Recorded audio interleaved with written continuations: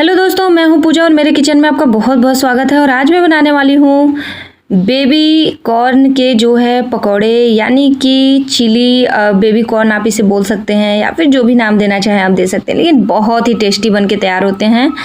तो मैंने इनको जो है कई बार स्टार्टर के रूप में शादी पार्टी में भी खाया हुआ है, साथ ही में ये रेस्टोरेंट में बहुत फेमस होता है। तो आइए चलते हैं आज इसको हम घर पे बनाते हैं। तो उसके लिए मैंने यहाँ पे जो है भुट्टे ले लिए हैं, छोटे वाले जो जिनको कि बेबी कॉर्न बोलते हैं। तो ये मेरे घर पे मेरी मम्मी ने लगाया हुआ है, तो मैं वहाँ गई थी अभी घर पे, तो वहाँ से मैं लेके आई थी। तो इनको मैंने छोटे छोटे पीसेस में काट लिया है। आप चाहें तो इनको खड़े पे भी फ्राई करके बाद में कट कर सकते हैं, लेकिन मैंने पहले से इनको कट कर लिया है, धो करके ले लिया हुआ है। साथ ही में यहाँ पे हमने क्या करा है, नमक डाल करके पानी में इनको उबाल लिया है, और साथ ही में यहाँ पे हमने जो बेबी कॉर्न है इनको डाल दिया है। तो ये बिल्कुल देसी वाले बेबी कॉर्न है, यानी कि जो बाहर में आते हैं पैकेट के आते हैं वे स्वीट कॉर्न वाले जो होते हैं वो उसके होते हैं। ये हमने एकदम बिल्कुल देसी वाला लिया है। इसमें बहुत ही अच्छा मीठापन होता है और बहुत ही ज़्यादा टेस्टी लगता है। अगर आप गांव घर से हैं ना, तो आपके यहाँ जब भी भुट्टे की खेती होगी ना, तो आप पहले ही जब उसमें गुड़ निकलते हैं, यानी जब उनके जो बाल रेशे निकलने शुरू होते हैं, तभी आप इनको तोड़ करके बनाइए। जब इनमें बीज नहीं पड़े होते हैं, गजब का टेस्ट आता है। तो यहाँ पे मैंने डाल लिया है चावल का आटा 2 चम्मच, उसी के साथ 2 चम्मच मैंने यहाँ पे कॉर्नफ्लोर ले लिया है, या फिर आप अरारोट का भी इस्तेमाल कर सकते हैं। साथ ही में मैंने यहाँ पे रेड चिली पाउडर ले लिया है। तो आप अपने तीखे के अनुसार यहाँ पे अदरक, मिर्च और लहसुन का पेस्ट भी इस्तेमाल कर सकते हैं, लेकिन मैंने यहाँ पे डाला हुआ है जो है काला नमक, और साथ ही में नमक और जो है लाल वाले मिर्च को। इन 5 चीज़ों को डालने के बाद हमें क्या कर लेना है, इनको टॉस कर लेना है। अच्छी तरह से हमें टॉस करके मिलाना है तब तक के लिए, जब तक के लिए अच्छे से इस पर एक कोटिंग नहीं हो जाती है, तब तक के लिए हमें इन्हें मिलाना है। तो अभी इनसे क्या होता है, जब मैं इनको उछाल रही हूँ, टॉस कर रही हूँ, तो ये थोड़े से उड़ रहे हैं। तो मैं क्या करूँगी, इनको हाथों से मिला दूँगी, क्योंकि ये पनीर तो है नहीं कि टूट जाएंगे। तो इस तरह से हल्का सा, मैं बताना भूल गई थी कि आप जब इन्हें बॉईल करें ना, तो बॉईल नहीं करना है, सिर्फ 2 मिनट के लिए इन्हें थोड़ा सा बस हल्का से इसे सॉफ्ट करना है, पूरी तरह से इन्हें बॉईल नहीं करना है।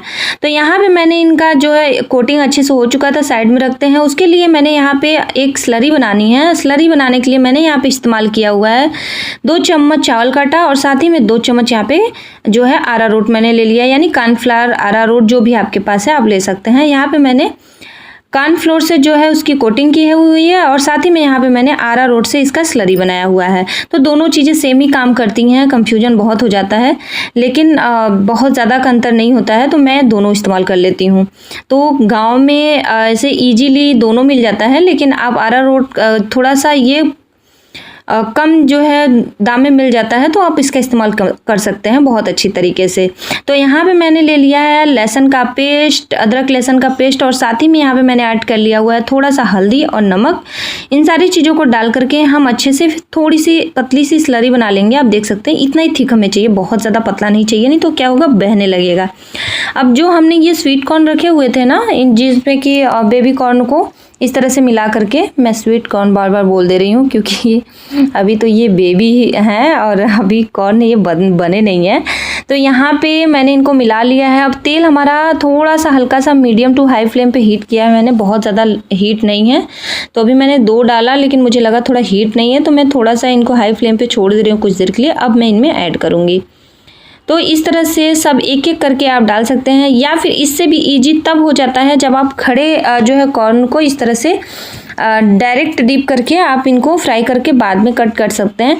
लेकिन उनमें एक प्रॉब्लम आती है, जैसे आपने बीच से इसे काटा तो ये चारों तरफ से इसकी कोटिंग अच्छे से हो जाती है। उसको क्या करेंगे, अगर ऊपर ऊपर हो गया है बाद में आप कट करेंगे तो दोनों साइड का जो एरिया है खाली छूट जाएगा, तो इससे थोड़ा सा मज़ा कम हो जाता है। तो इस तरीके से हमें थोड़ी देर बाद इसे छुटा लेना है। जैसे ही ये हीट हो जाएंगे तो ये अपने आप नीचे से तली छोड़ देते हैं। लेकिन अगर आपका नॉन स्टिक पैन है या फिर कास्ट आयरन की कढ़ाई है तो उसमें कोई दिक्कत नहीं आता है। ये एल्युमिनियम की है तो थोड़ी सी प्रॉब्लम इनमें आती हैं। तो यहाँ पे हमारा अच्छे से जो है फ्राई हो चुका है, आपको देखने से ही लग रहा होगा। इस तरह से हमें इन्हें क्या कर लेना है, फ्राई कर लेना है। अब इनको हम निकाल लेंगे।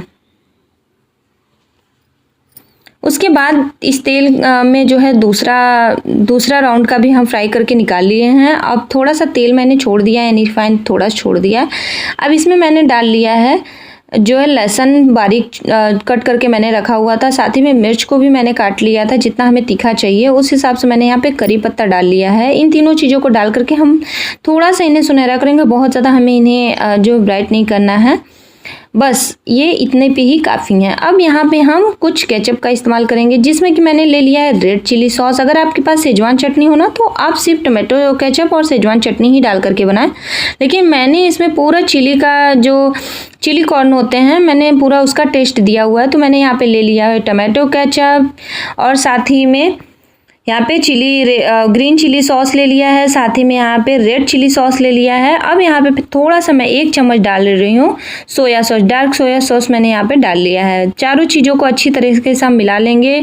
नमक का यहाँ पे आप ध्यान दीजिएगा, थोड़ा कम ही ऐड करिएगा, क्योंकि अगर आप सॉस में बना रहे हैं तो इन सारी चीज़ों में नमक ऑलरेडी से पहले से ही होता है, तो ऐसा ना हो कहीं आपने ज़्यादा डाल दिया और ये हो जाए। तो यहाँ पे आप देख सकते हैं कढ़ाई में बिल्कुल भी नहीं लग रहा है, फटाफट से सारे जो केचप थे वो एकदम उसकी कोटिंग बहुत अच्छे से हो चुकी है।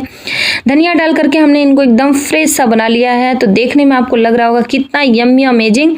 तो आप भी अगर आपके पास स्वीट कॉर्न है ना तो प्लीज़, अगर आपके यहाँ खेती हुई है भुट्टे की या फिर मार्केट में आपको मिल रहा है ना, तो एक बार इस तरीके से ज़रूर बना के ट्राई करिएगा, बहुत ही टेस्टी लगता है। तो आप भी बनाइए, खाइए और इन्जॉय करिए।